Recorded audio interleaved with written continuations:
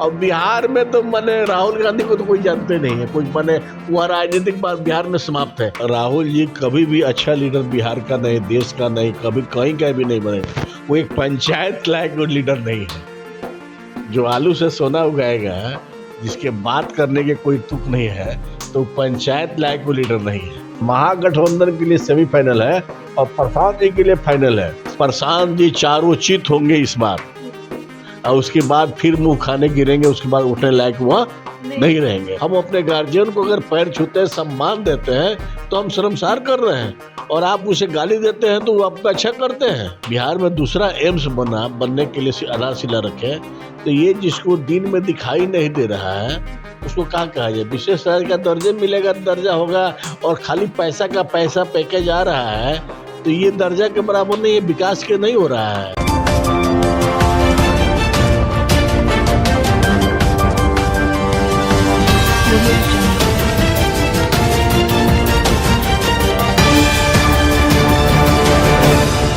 नमस्कार, आप देख रहे BMW न्यूज बिहार, आपके साथ मैं हूं रिया सुमन। देखिए, 4 सीटों पे उपचुनाव हुई, जिसको लेकर तमाम घटक दलों के नेता दावा कर रहे हैं। बता दें, विपक्ष भी दावा कर रही है, तो इधर एनडीए सरकार भी अपना दावा ठोक रही है। लेकिन बता दें, इस बीच में आज तेजस्वी यादव का बड़ा बयान सामने आया। उन्होंने नीतीश कुमार को लेकर बड़ा आरोप लगाया है कि नीतीश कुमार बिहार को बदनाम कर रहे हैं, बिहार को शर्मसार कर रहे हैं।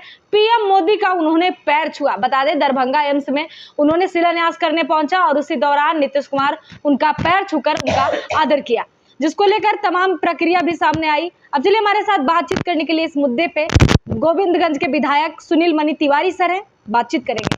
कैसे देखते हैं सर, एक बिहार के मुख्यमंत्री पीएम का पैर छूता है, उसके बाद विपक्ष का हमलावर, कैसे देखते हैं? देखिए, ये गलत है, विपक्ष का हमलावर गलती है, क्योंकि हम सनातन धर्म को मानने वाले हैं लोग हैं।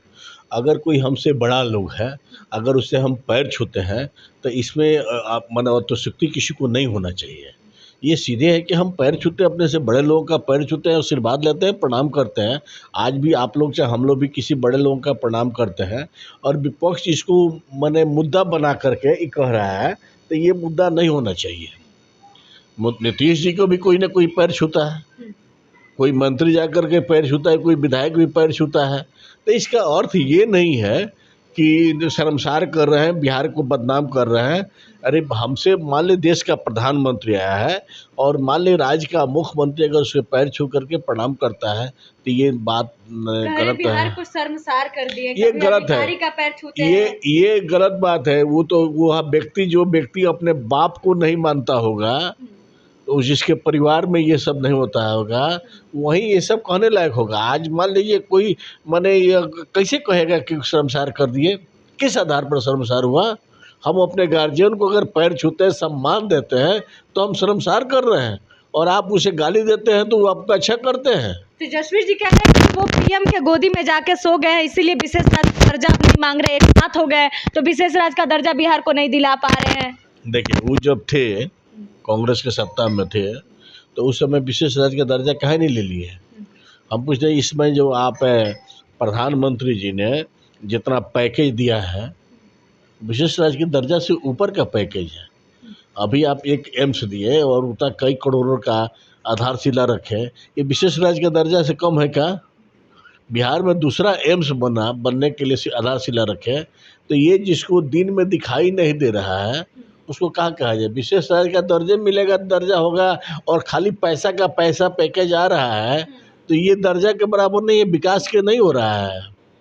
अच्छा, एनडीए का बैठक हुआ है, 5 घटक दलों के नेता एक साथ बैठक किए, समीक्षा किए, निर्णय लिया गया कि मुख्यमंत्री के रूप में नीतीश कुमार को ही देख रहे हैं आप लोग 2025 में। क्या काफी निर्णय सही हुआ है? एकदम सही हुआ है। हमारे नेता नीतीश जी हैं, एनडीए का बैठक हुआ, नीतीश जी का आवास पर हुआ, और बैठक में सभी दल के लोग थे, और वहाँ पर लोग थे, तो ये निर्णय हुआ कि नेता हमारे नीतीश जी ही हैं, और नीतीश जी रहेंगे।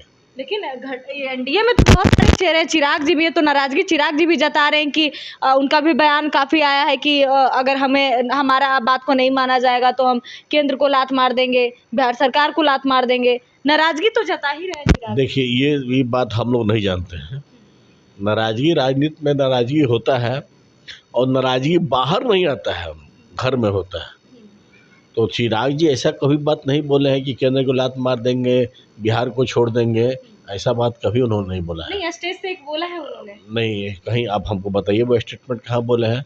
थोड़ा सा नाराजगी उनका था झारखंड में, तो उनको एक सीट मिला, अच्छा, अपना चुनाव लड़ रहे हैं, ऐसी बात नहीं है। अच्छा, जातीय जनगणना को लेकर अब चर्चा चल रही है। तेलंगाना में राहुल गांधी जातीय जनगणना करवा रहे हैं, क्या लग रहा है भारत बिहार पे कोई असर पड़ेगा? कह रहे हैं कि वो एक अच्छा लीडर बनेंगे बिहार के, उनके तमाम। देखिए, वह राहुल जी कभी भी अच्छा लीडर बिहार का नहीं, देश का नहीं, कभी कहीं का भी नहीं बनेगा। वो एक पंचायत लायक लीडर नहीं है, जो आलू से सोना उगाएगा, जिसके बात करने के कोई तुक नहीं है, तो पंचायत लायक वो लीडर नहीं है। लेकिन उनके तमाम घटक दलों के नेता कह रहे हैं कि जातीय जनगणना राहुल गांधी ने करवा दिया। कश्मीर में देखिए बीजेपी के तमाम विधायकों को फेंका गया सदन से बाहर, कांग्रेस की सरकार वहां भी है। जातीय जनगणना कराए हैं राहुल गांधी, तो पहले वो अपनी जाति को न बोले कि आप किस जाति से आते हैं। उनसे पूछा जाएगा कि आप किस जाति से आते हैं, तो क्या बोलेंगे। उनकी बहन से पूछा जाएगा किस जाति से आते हैं, तो क्या बोलेंगे। जातीय गणना कराने चल रहे हैं और वह चीज आप ही पर आ जाए तो आप क्या बोलिएगा। आप उनका जाति पे आरोप लगा रहे हैं। तो है वो किस जाति से आते हैं, तो हम लोग का आज तक मालूम नहीं है। अच्छा, वो किस जाति से हैं ये आज तक हम लोग को मालूम नहीं है। कहीं बाप दादा उनका को फारसी था, माँ अथी थी, और वो अपना इसमें अपना मान लीजिए माँ क्रिश्चियन है, तो ये कहाँ कौन है क्या है, तो किस जाति से आएंगे तब न होगा। वह कुर्ता पर जनेऊ पहनने से ब्राह्मण नहीं न हो जाएंगे हैं। वो किस जाति से आते हैं, माँ मान लीजिए क्रिश्चियन है तो आप भी जानते हैं। उनके पिताजी कौन जाति के थे ये नहीं पता है। ये कैसे कौन बताएगा। पारसी के नाती थे कि कौन थे, तो वो कौन जाति होंगे, तो पहले ये अपनी जाति बताएंगे तब न होगा। तब प्रभाव नहीं पड़ेगा बिहार को, ना कोई प्रभाव नहीं पड़ेगा। और बिहार में तो माने राहुल गांधी को तो कोई जानते नहीं है, कोई माने वह राजनीतिक बात बिहार में समाप्त है। कांग्रेस का तो हर जगह समाप्त है, बिहार के बाद छोड़ दिए, कांग्रेस का तो हर जगह समाप्त है। एक ज़माना था जो कांग्रेस का लहर था, आज वह ज़माना ढह गया और कांग्रेस समाप्त होने जा रहा है। 4 सीटों पर चुनाव हुई है, प्रक्रिया आना बाकी है, क्या कुछ लग रहा है अभी? चारों सीट पर एनडीए चुनाव जीतेगी।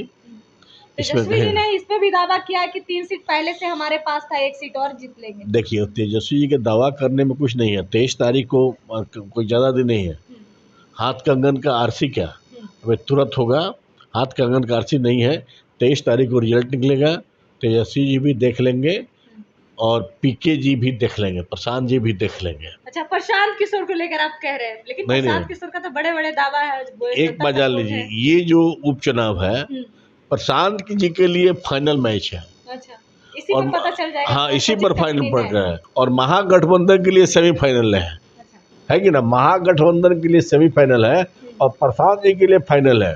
और मैं दावा के साथ कहता हूँ आपके चैनल के माध्यम से, प्रशांत जी चारों चित होंगे इस बार, और उसके बाद फिर मुंह खाने गिरेंगे, उसके बाद उठने लायक वह नहीं रहेंगे। और रहा एनडीए का, तो एनडीए ये चारों सीट जीतेगा और महागठबंधन एनडीए का 1 सीट था पहले, 3 नहीं था। और मैं आपके साथ दावा कह रहा हूँ कि निश्चित रूप से एनडीए चारों का चारों जीतेगा। और उसमें जो भाजपा का 2 सीट है, जदयू का सीट है, अहम का सीट है, चारों चुनाव एनडीए जीतेगा। आपने सुना सुनील मणि तिवारी सर ने कहा कि एनडीए का जो 4 सीट इस बार जीत होगी। इन्होंने दावा किया कि चारों की चारों सीट एनडीए की तरफ आएगा। और प्रशांत किशोर, वहीं बता दें प्रशांत किशोर भी दावा कर रहे थे, लेकिन इनके लिए इस बार जाएगा कि 2025 का राजनीति में पाएंगे। राहुल गांधी को लेकर बड़ा जो मुद्दा बन रहा है कि राहुल गांधी तेलंगाना में जातीय जनगणना करवा रहे हैं, इन्हीं पर इनका सवाल और बयान था कि सबसे पहले वो अपनी ही जाति का जनगणना कर ले कि वो किस जाति से आते हैं, उनके पिता किस जाति से, उनकी माँ किस जाति से। फिलहाल इस वीडियो में इतना ही। नमस्कार। तमसो मां ज्योतिर्गमय गुरुकुल शिक्षा मंदिर संस्थान के साथ बनाए अपना भविष्य। रेगुलर और प्रोफेशनल कोर्सेज, सेकेंडरी और senior secondary courses, law, teachers training courses, pharmacy and nursing के साथ पैरामेडिकल में डायरेक्ट एडमिशन पाए। वेबसाइट विजिट करें या दिए गए नंबर पर कॉल करें। हमारा पता है गुरुकुल शिक्षा मंदिर संस्थान, कल्याण चौक, DS कॉलेज रोड, कटिहार। हमारा वीडियो अगर आपको अच्छा लगा हो तो आप हमारे वीडियो को लाइक करें, शेयर करें और हमारे चैनल को सब्सक्राइब जरूर करें।